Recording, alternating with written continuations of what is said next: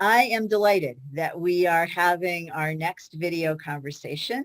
This, of course, arises out of our March 2020 symposium, looking at ADR's place in navigating a polarized era, a topic that still appears to be relevant here in the United States of America.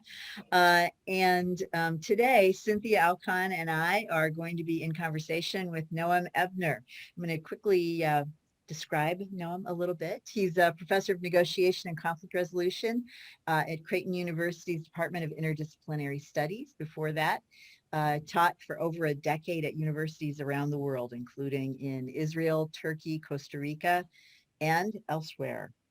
Undefined Sprinkling elsewhere at this time. Yes.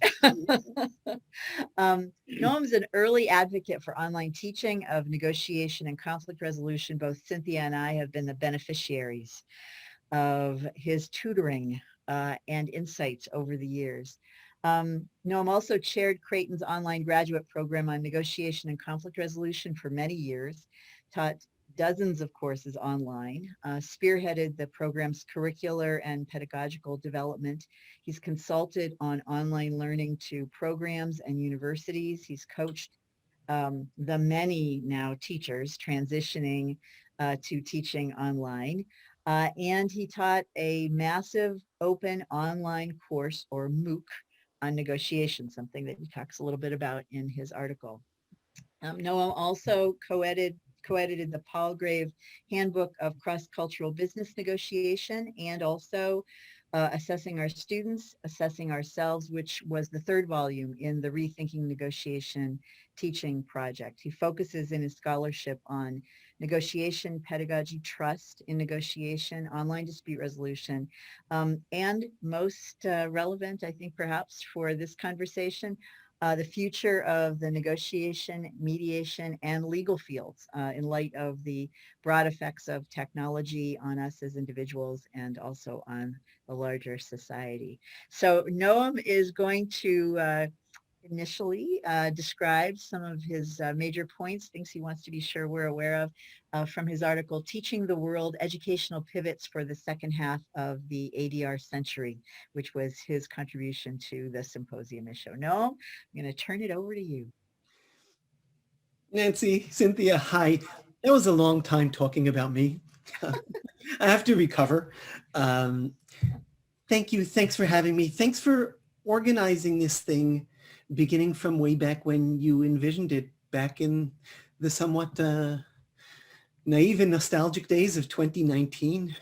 And then when we tried to have it in March 2020, when we actually did get together by Zoom in a different world. And here we are. And while so much has passed, I wonder what has changed. And I'm not necessarily prepared to answer any of that. I'm just reflecting at it as you introduced. Certainly some things have changed. Technology appeared a lot in that bio of me you riffed, and I'm glad to say that that is actually, for one of the only times in the COVID period, that's not the topic I'd like to talk about today, if that's okay with you. So back in those days when we were considering what the future might hold, even as the future was preparing itself to overwhelm us with what it has,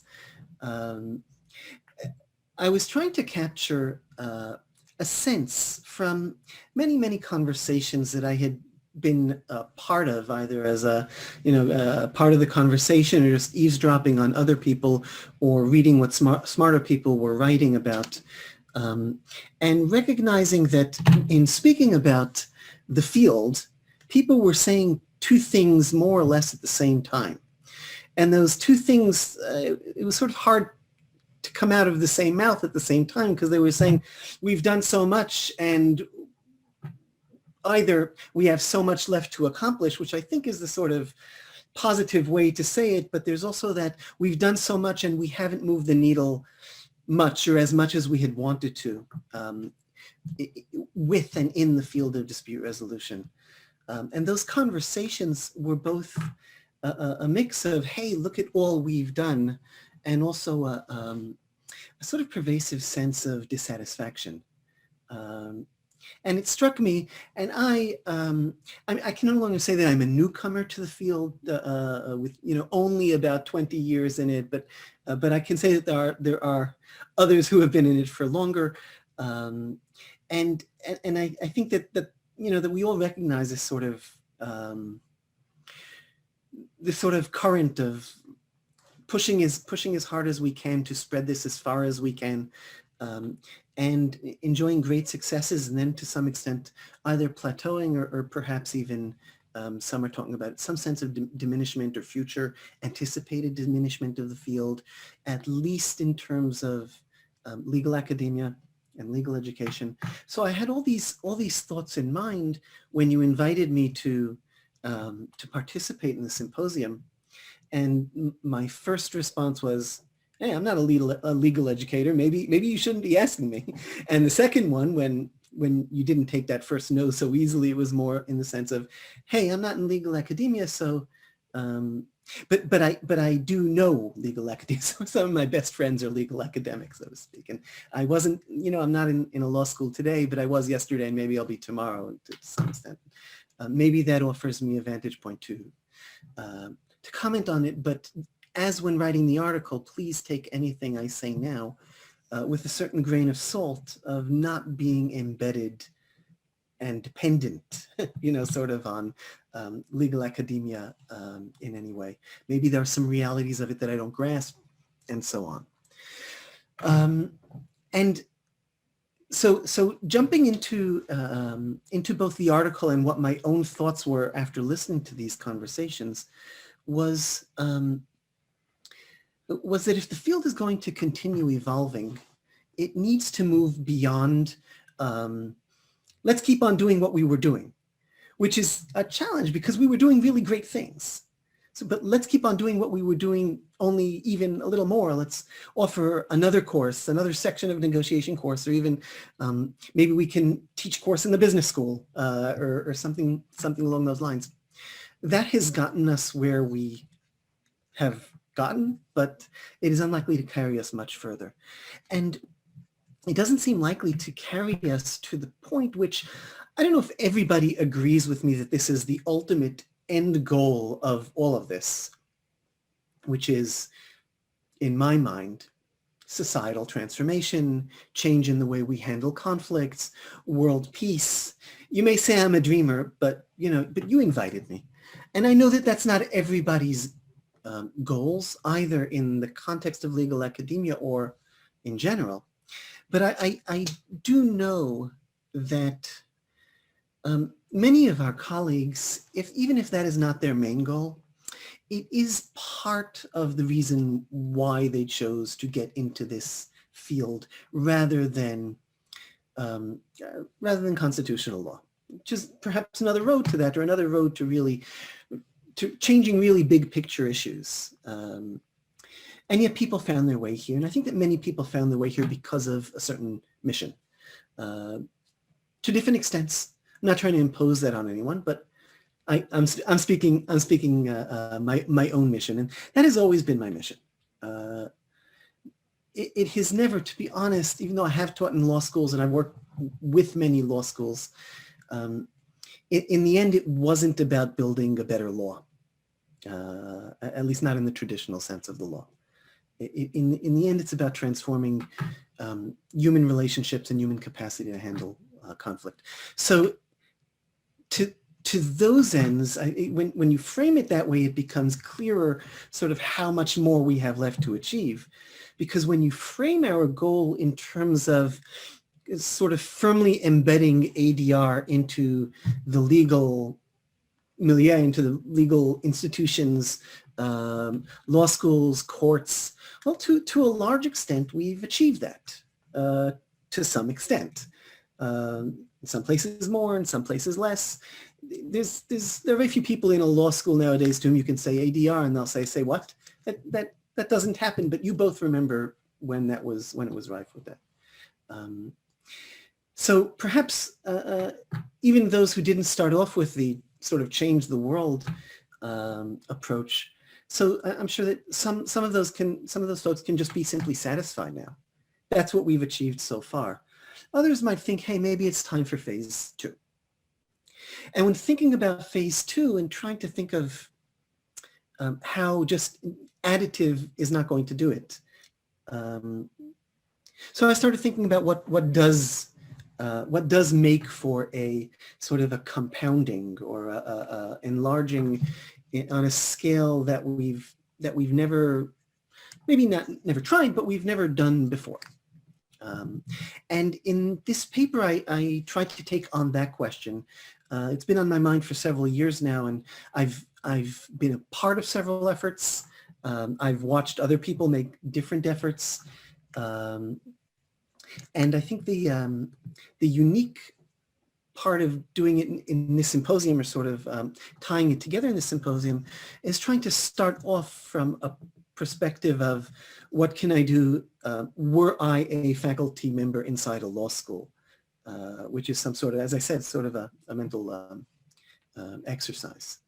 And in this piece, I discuss several ways in which, both through working directly with our students, our law students, and working indirectly with our law students, we could seek to expand the spheres of those who we've influenced. I'm sure people have their own word. I think now in 2021 we can use the, I mean, epidemiology is, we talk about everything in those frames now. I used it in the article. It was maybe I should watch what I write. But the notion of how you affect people and how they turn around and affect other people is something to keep in mind, because we're limited in our resources. I don't know how many students you teach a year. Directly in my courses, I teach about 100 and something students a year. And that's not enough. That's just not enough. It's not enough to effect change. You know, I'm not going to save the world by teaching 100 students a year, particularly when I think of who those students are. And now, sort of putting myself in a law school, and let's say, so it's not 100, let's say it's 300 students a year, whatever the number is. But when you start thinking about who those students are, they are students who could dedicate 3 years to it. There's students who could pay a certain amount of tuition, sometimes a lot of tuition. And we know all of the hoops that we ourselves set up for students. So how can I talk about changing the world from this sort of privileged audience, not privileged to hear me in any way, but certainly privileged to be educating themselves at all. And that's disturbed me for a long time. So in the article, and I'll shut up for a second and we can get into any details that are pertinent to this. Some of my suggestions targeted these students and how we can work with them as amplifiers, and other suggestions went beyond our students. And I think that this is, in the end, this is what I wish I could do with my time, and this is what I wish all of our institutions would allow us to do. And I would say, I wish that all of our ADR institutions would give this attention and primacy, which is, how do we educate and bring into the fold a much wider audience than just our students? And when I say a much wider audience, I am talking literally everyone, because we say so often, everyone should know this stuff. Yeah, should know this stuff. What are we going to do about it? And that's the challenge. I think that's, in the end, that's my challenge of a lot of my professional career. And it's a challenge that I've laid out in the article, which I hope one person listening to will read. And now over to you. You want to teach the world? I loved when you said, maybe I'm a dreamer, but did not follow it with, but I'm not the only one. I've learned to bite my tongue and let people say, I'm also a dreamer. So this is your article is just so inspiring and wonderful for this symposium, and still really timely, especially with everything that is going on and that has gone on. And the question is, in large part, how do number one, do we really care about these values and skills that we say inspire our field? And then if we do, um, how do we get them out effectively, and will people be interested in them, and why would they be interested in them, and under what circumstances? Well, I have questions arising out of reading the article, but I want to first turn over to Cynthia and see if she wants to get us started with a question. I mean, I think that when I read this, of course, I love your ideas. I love what you've been doing, what you are doing, and the questions and the challenges that you're putting forward in this, for us as a field.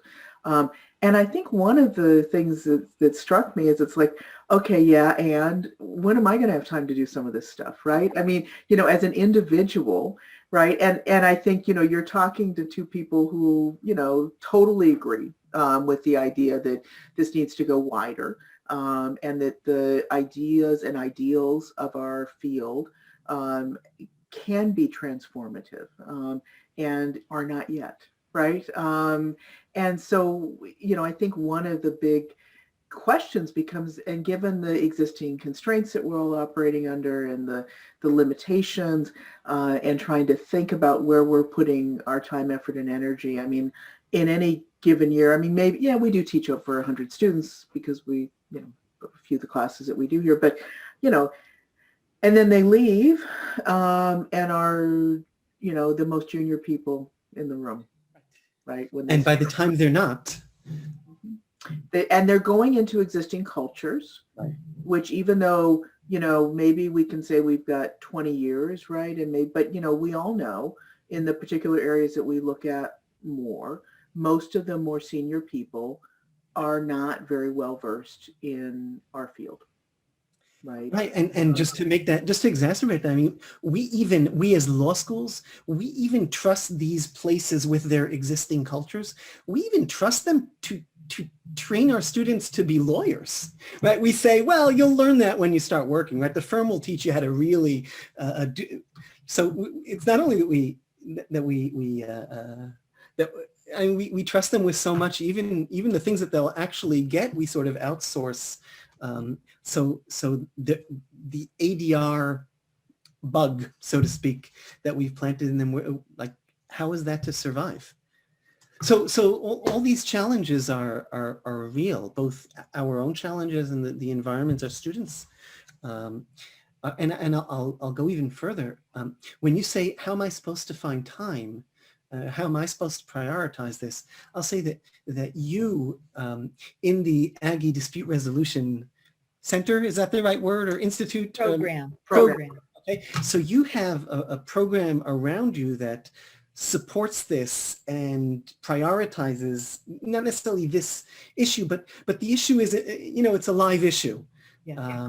And if you would like to get together with colleagues and talk about it, or to promote some, you would find open ears and support, and maybe even some support, some resources, as opposed to just support, like, yeah, sure, go out and do it, as long as you don't ask us for anything. And so many of us and our colleagues are working in places where they don't even have that. Yeah. So I'm just making and my answer is, yeah, this is really tough. Yeah. And it's a really hard sell. It's a hard sell to individuals who are working so hard. And it's perhaps an even tougher sell to our institutions. Not our centers, right? But to our institutions. And even trying to sell that is just one more way in which we are at odds with our institution, even more than as ADR faculty, some of us have felt at odds with our institutions and our colleagues for so many years. And I know you're thinking, well, no, you're not making it easier. The more you talk, the harder this gets. Yeah, Nancy, you want to weigh in and say that? Well, that's not exactly what I was going to say. Rereading your article, for a long time, I have thought about the fact that our desire to institutionalize our processes has had positive effects, but also negative effects. But in reading your article, I found myself thinking not so much about the institutionalization project, as, and it's because your focus is kind of, a lot of it is on students and our role as teachers, as the professionalization project. And the reason that I started thinking about that is that, especially when I think about bringing dispute resolution into the law school, and then what it is that we are trying to then prepare our students to do for and to do. At least part of what I have moved into, but your articles are making me rethink this. Part of what I have moved into is thinking, well, we need to be sure that they are aware of the different processes that they could end up representing clients in, because we're preparing them not to be people, we're preparing them to be lawyers. That's why they came to law school. And so we need to introduce them to the negotiation process, the mediation process, the arbitration process. And we also need to introduce them to some of the jurisprudence, the law that has developed in connection with these processes, because people are coming to them to help them engage in these processes, and our students need to be able to do that in a professional way. So um, what I've just described, I think, is a perfectly legitimate Absolutely. approach. At the same time, well, let me just say one more thing in connection with this, which is, and one of the things that our law school does is we have this 1L ADR survey course that every student is required to take, Great. which is great, right? And as a faculty, we decided that what we wanted to be sure to do was to introduce them to the big three. That's what I think of them as. I only recently realized that sort of an automaker analogy. And we also introduced them to Tesla, as in online dispute resolution. But it's just an introduction. It's just to be sure they're aware of these processes and aware of the basics of how they work. But reading your article made me think. Again, I think this is a justifiable approach, for sure. But it made me think, well, should we also or differently be ensuring that they're introduced to and become skilled at the skills that we view as being really essential and different in negotiation and in mediation, maybe even in arbitration? I don't know for sure. So that we're not then reifying the processes, Mhm. but are instead identifying the particular values and goals and skills associated with the achievement of those, the effectuation of the values and the achievement of those goals, and trying to ensure that as we send them out into the world, playing the various roles that you describe in this article, that they then are more likely to see opportunities to use those skills, and then we'll be able to do it effectively. I don't know. These different focuses don't work against each other. They have the potential to work with each other, but there also is a limit on how much time there is. And we know that we have had lots of discussions about whether we need to prepare our students for real life as practicing lawyers, and what does that mean? Okay. All right. So I don't know if there's a question embedded in there as so much a reflection, just reflection. This is certainly a question there, Counselor moment. Let me jump in, and then Cynthia, like, count to around 23 and then cut me off, okay? Let's start off with one sort of naming premises. One is that our job is to prepare them for practice, and that is what they come to law school for, and that's what we provide them with in a very narrow sense. Mm-hmm. And I would challenge you on that. I highly doubt that is your lived experience as a teacher of what you give students. It might be what you have in mind, like this is my job, sort of. But I'm kind of willing to assume that sometimes you answer the phone before, in the times when we answered the phone, like after 8 o'clock. And instead of telling the student, you would never call a judge at home after 8 o'clock, you spend whatever amount of hours it is to talk them over off of whatever ledge they're on.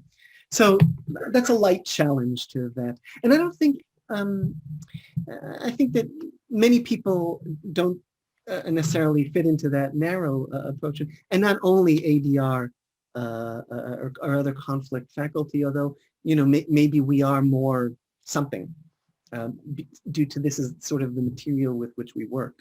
But so that's just one point. Another point is that, sure, when you talk about sort of let's teach them to recognize the processes as one possibility, that is a possibility, that is sort of a great baseline, and it's great that we meet that. If we set that as the baseline, and our law schools could look at that and they say, actually, that is what students and what lawyers need is that, and cancel the rest of the center. I shudder to say that, but I shudder. I'm putting that as fair game just as much as knowing that anything I say now could, nullify any chance I ever have of getting hired by a law school. So it's all fair game here. But you know what I mean. So where is the added value? And you're right. The added value is in everything else, and some of the everything else can certainly be. As you suggested, and I think I mentioned this in the article because we've had conversations along these lines before, and I know you've been bubbling with it for the past couple of years or more, about let's stop talking about the big three in terms of name, let's reifying the processes. Let's talk about the essence. And the essence can be the skills, it can be the attitude, it can be whatever the ineffable touches, the stuff that we do, and sort of help students to mold and work with that no matter what they're doing. And that's another place in which we can greatly contribute to students. It's sort of harder to explain to our institutions quite what that is and quite why it's valuable to them, but a good line of communication will help. And if not, we can always fall back on processes and cases, if that's sort of the language that's professional responsibility. So if that's the language we have to fall back on. But, and here's the but, and Cynthia, you've given me more than 23, but let me finish the but. The but is, in the end, as important as even that second layer you described is, Nancy, is that enough? And when I say enough, I'm not sure quite what I mean. So I guess the question I toss back to you is, I'd say, is that satisfying to you? With yes being a great answer, don't get me wrong, but with the possibility that yes and might say yes and in the sense that might be a way in which I could comprehensively believe that I'm serving my students well, but the and would sort of leave space open for, but what about whatever it is that I got into this game for? Okay, and so you were not born a legal academic. This is, I'm not here to interview you, but you've recently put it out there. So if you want to know about Nancy, buy the book, right? You weren't born a legal academic, and you only got into it after trying to manifest this vision. So I think since many of us sort of came or touched or have some of that, I return to, so let's say this is what our job requires, if this is doing our job well, what about the rest? Yeah. There, I'll zip it. Yeah. I mean, my knowing both of you and, having had the privilege of teaching with Nancy, we co-teach a large ADR survey course every year. I know that Nancy teaches more. I know. Right. And I know you do too, Noam, and I know I do too, right? I mean, we all, and I think that because we share this common value of thinking that our field is more than just a process, right? It's really about these larger ideas and ideals. And I think, all of us share this hope that the world will become a better place and that we can play some role in making it become a better place, right? That at least, we're doing something towards that end, right?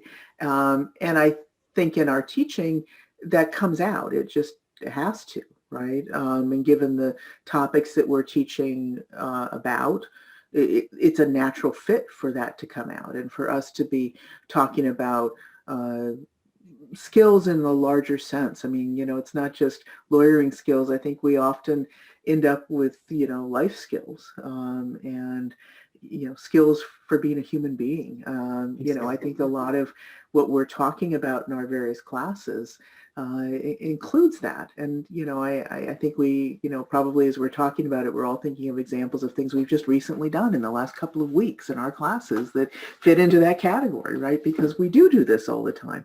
And so I think it's, it's challenging to then think about how do we do more in a way that has more of an impact. And I do think, we've all had the experience also, I'm sure, of students coming to us years after graduating and talking about how important the classes that we teach were to them.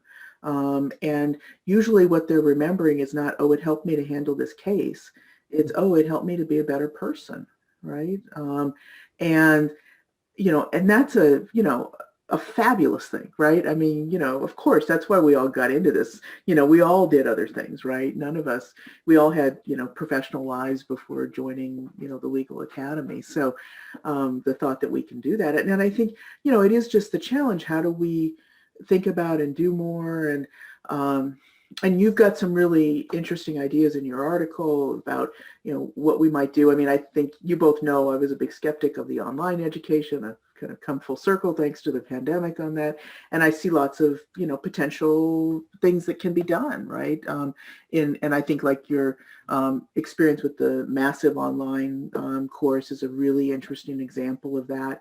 And I remember, one of our Mount Rushmore in the field, Carrie Minkle-Meadow, raving about what an interesting, she was taking the class from you, right? And she really thought it was a great experience. And so, I don't speak about students to outsiders, of course, but yes. Yeah, I mean, but I remember because it was a conversation. I'm sure she wouldn't mind me, saying that it was, was something that was, that, and to me, it was just very telling because you've even, and of course, we've got, the titans in our field are also very forward thinking. So it's not to suggest anything otherwise, but I think it's just very, telling that, someone who's new to negotiation got a lot out of that course, and someone who is certainly not new to it also got a lot out of the course, right? And that when you think about how can we reach wider, it's this original thinking that really has a tremendous place. And your idea of doing the Star Wars book is another fun and fabulous example. When you do the Star Trek book, I'm with you on that. But you're on a list. Yeah.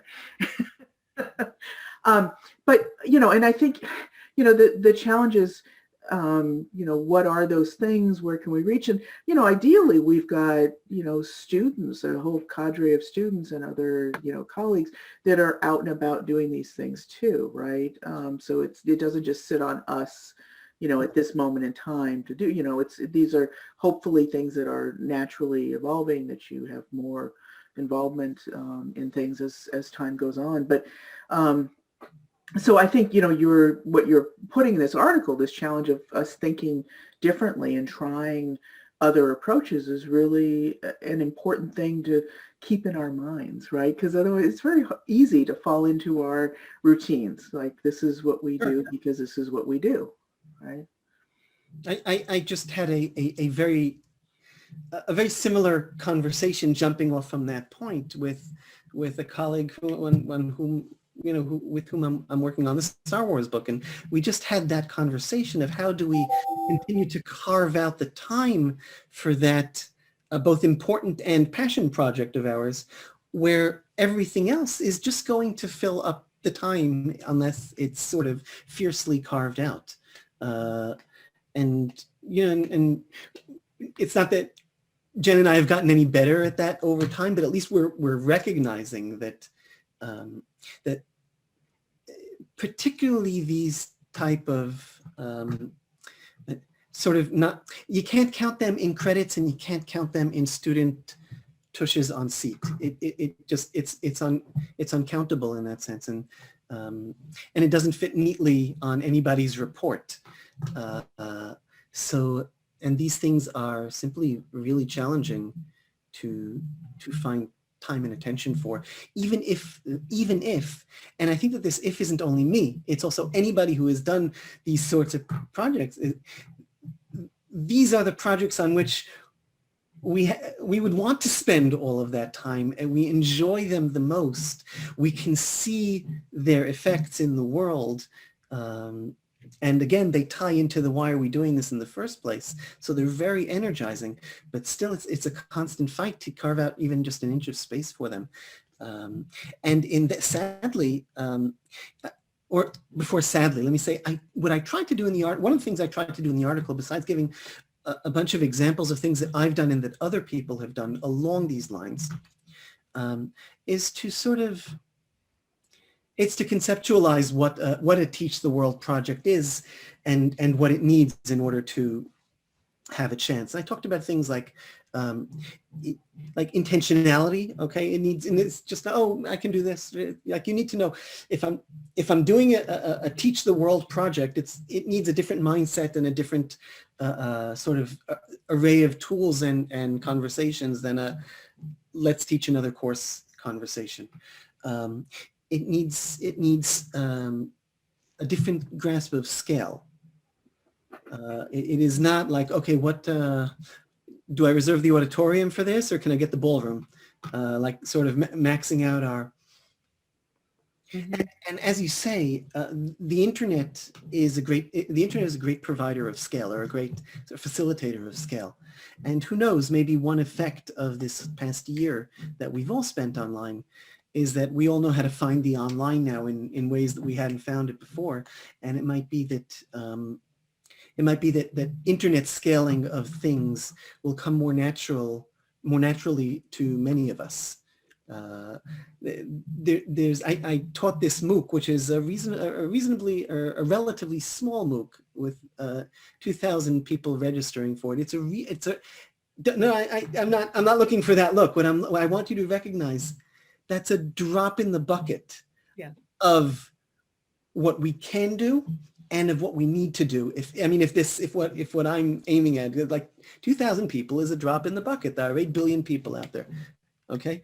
And MOOCs have been a vehicle that have been able to get many times more.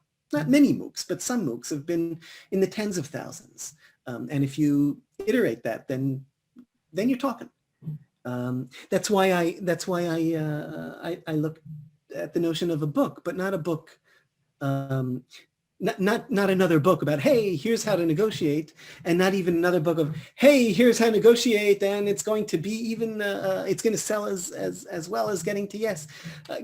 Getting to Yes is sort of the one of the only examples of the non-drop in a bucket things that our field has produced. And in a way, it's also a drop in a bucket. And I say that as someone who I have 4 copies on my shelf.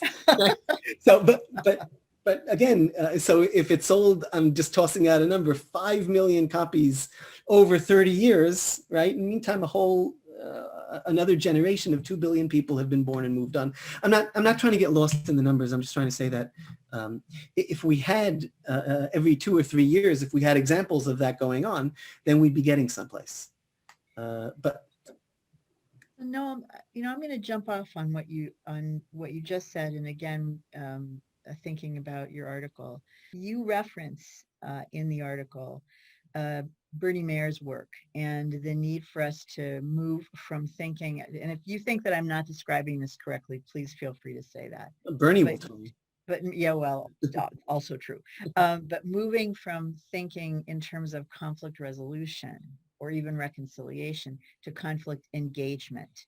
And so embracing all of the different roles that are involved with conflict engagement. And the reason that I am starting with that is that even, with your article, which, you're focusing first on students and thinking about who students can reach, and then thinking about teaching the world and whoever it is that would sign up for our courses.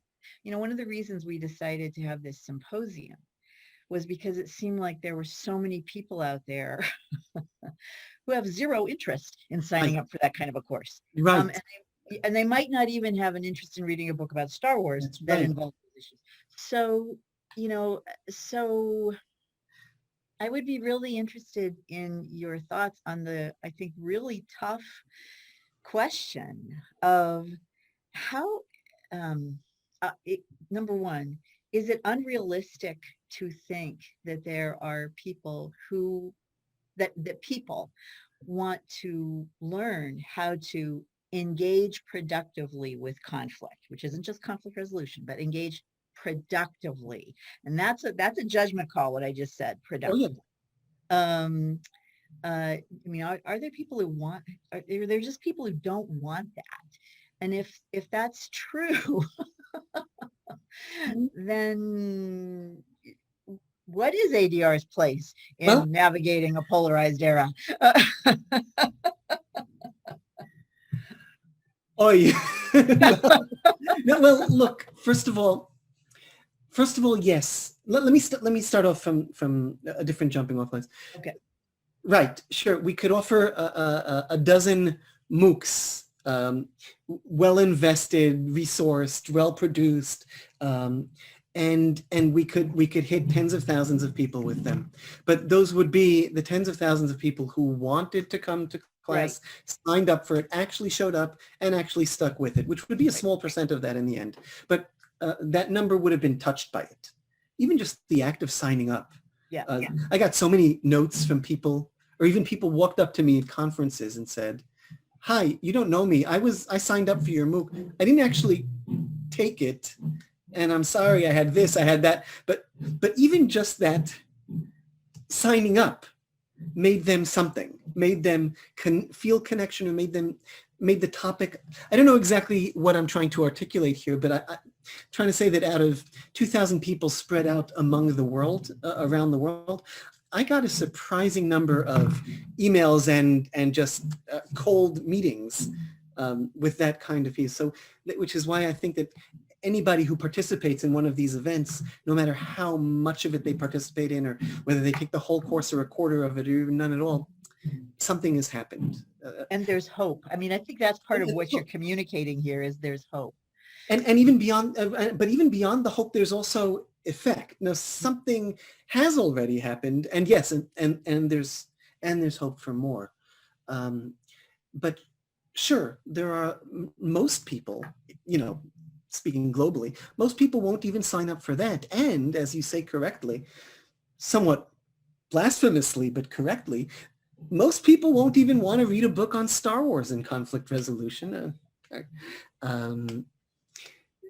But a couple of things. First of all, let's put that to the test. Just need to find the right publisher, okay? But second of all is that first of all, I think those are different ways, both hooking pop culture to our field, as well as more direct teaching of our field, but free and at large. These are, I think we'll get a lot of low-hanging fruit, relatively low-hanging fruit. That's one point. Now to your sort of the resistors, I think that here's a wide judgment. Most people who you would categorize as resistors wouldn't categorize themselves that way. People don't like to think of this as, I don't want to listen to anyone. I just want to thump on the table and shout and get my way. I mean, we picture many people talking like that, but most people see themselves as, you don't need me to explain this to you. We're all the reasonable side in our, it's them who have a problem. And that, Darth Vader thinks he's the good guy. Cynthia, I'll explain who Darth Vader is afterwards. Oh, no, I know. I know Darth Vader. I'm just more of a Trekkie than a Star Wars person. Sorry. That's my point. So then the question is, so set aside these more direct approaches, such as a course that you can sign up for, or even a book that says on the back, this is along the way, this is going to teach you some stuff. Set that aside. What other methods might we have that are even less overt or less direct? And I don't know what it is, but we have like a huge crowd of very, very creative people who can think of it. It might be something about the backs of cereal boxes. I don't know what. And I'm trying to think of even the most conflict enjoyer, right, in the United States eats Cocoa Puffs for breakfast. I'm not happy about that, but they do, right? We do. And what can we do about that? And it might, so if it's not cereal boxes, what is it? I think there are so many opportunities once you think out of our educational box and you think about how do we reach the world. And when you give us the off the hookness of no one idea and no one of us has to reach everybody, but instead individuals can reach a bunch of people, or what I suggested is another thing is collaboration. So small groups of us can reach larger masses. I think we can get something going. Well, and I also think, again, coming back to that conflict engagement piece, if we also collaborate not just with other true believers like ourselves, but also collaborate with people who are, great advocates. And that's primarily their identity. And they also have some degree of interest in, willingness to, collaborate. Yep. That I think that's some of what we're hearing from some of the different pieces in this symposium issue. I mean, I think Deb Eisenberg is kind of talking in that way. I feel like we're Nancy Rogers and Josh and Bill, who co-wrote the piece on reaching out to public officials and speaking their language. Right. I mean, I feel like that's in that vein. Sharon Press, kind of in that vein, and then Gilda Temple, who's who teaches in the religious studies program, writing about structuring her classroom so that her students almost consciously but also subconsciously learn Right. how both to structure an environment to make it more likely that there's dialogue, and then what are the individual skills that they can engage in to make it more likely that there will be dialogue. I mean, in some ways, I feel like what I've gotten from a lot of these articles is that we need to abandon the self-identity as mediation advocates, and even abandon the sense of ourselves as focused on conflict resolution, right? And be much more open to this conflict engagement and other ways of thinking and other roles. It's not about us. It's about us learning to support others and having it be about them. Yeah. So one of last night, so I don't know when people are going to be watching this, but UNLV had a lecture with Martha Minow, and one of the things that she mentioned was a process that had happened at Harvard to bring in movie makers and TV show makers to have them, kind of benefit from some academic thinking. It wasn't specifically dispute resolution, but she was mentioning this in the context of restorative justice.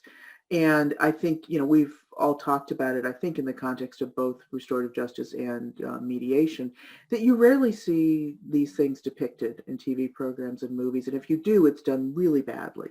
It doesn't tend to be, and it may be it's done really badly in ways that are really happening, right? But not the ideal of how we wish they were happening, right? Or the ideals that, really motivated the beginnings of these processes, right?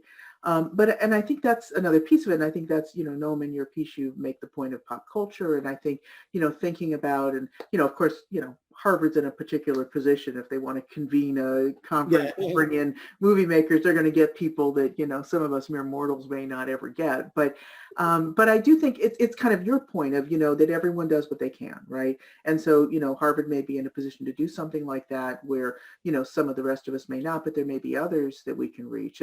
And one of the things that, I'm kind of struck by as I'm thinking about this is some of the other fields where this is reached and things like, peer mediation programs in high schools and how this is, happening in other kind of educational for it. And I think we've all had students that were part of those programs, right? Absolutely. When they were younger.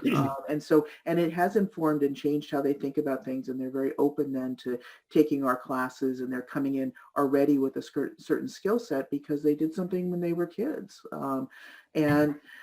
And I think, thinking about, how we can do those things and where we can, I think to Nancy's point too, right, that we're not stuck in our particular positions or silos, that we're thinking more broadly about things, right, and where we can have those impacts and reach others and get them those skills in ways that can matter, right? And I think that there's, really your point, like, if we're just all thinking of something, right? I mean, there aren't as many of us as I wish there were. And, we can talk about, you kind of make reference in your article about, to what's happening with the field and, the future of it. And are we really, going to be continuing to grow as as parts of legal academia or not, right? But putting that question aside, there's still enough of us, right? And enough of us spread around that, the question of how can we think more broadly about what we're doing and where we're reaching.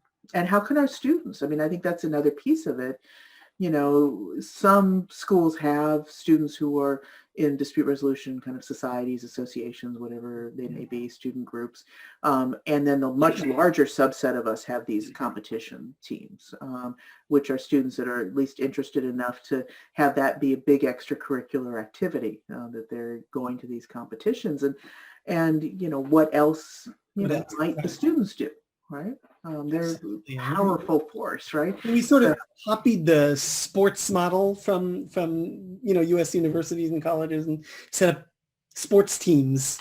But what else? So often people in our courses in particular are really eager to do stuff with it in the real world. And some of the things that they can do is, and many of our colleagues, and perhaps you've done this as well, are things that are absolutely teach the world type efforts, including, who sets up those peer mediation programs in schools and things like that. Very often, they are either, students or alums, or, they're one of a team, and that's or that's just a project of the school. I think Deb Eisenberg has a project like this at the University of Maryland, or maybe it's one of her colleagues running it.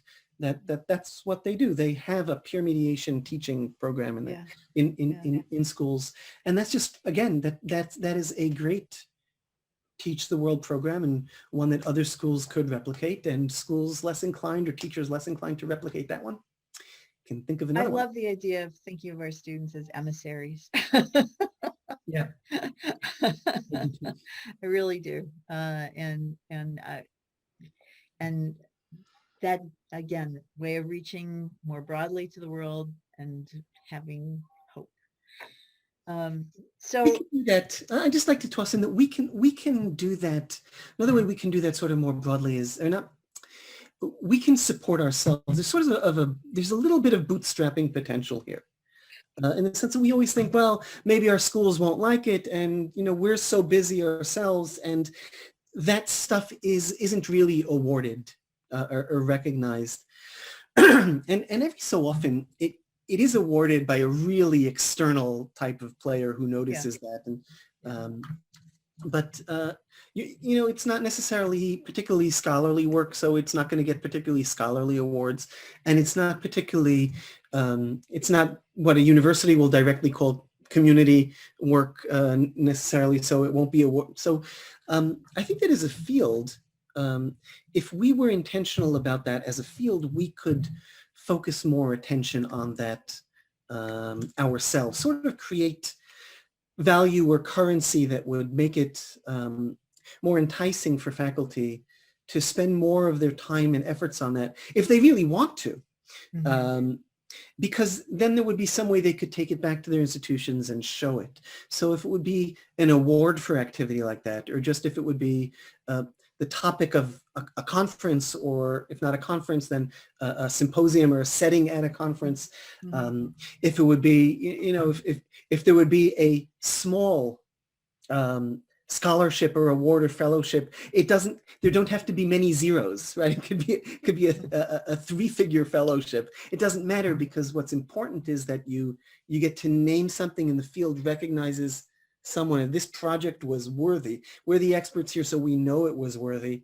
Good for you. And then that person can take it. And that's currency. That's currency in academia. I'd say as much as anywhere else, but maybe a little more.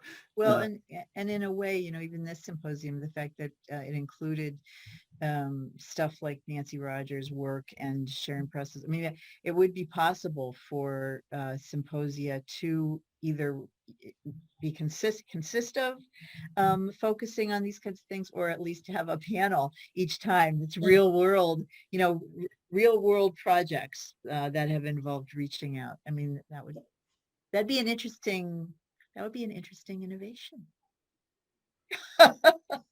So I think we're coming to the end of our time together. It feels like it's just gone like that. But Noam, I want you to have the last word before we sign off. I've had so many words already. Done.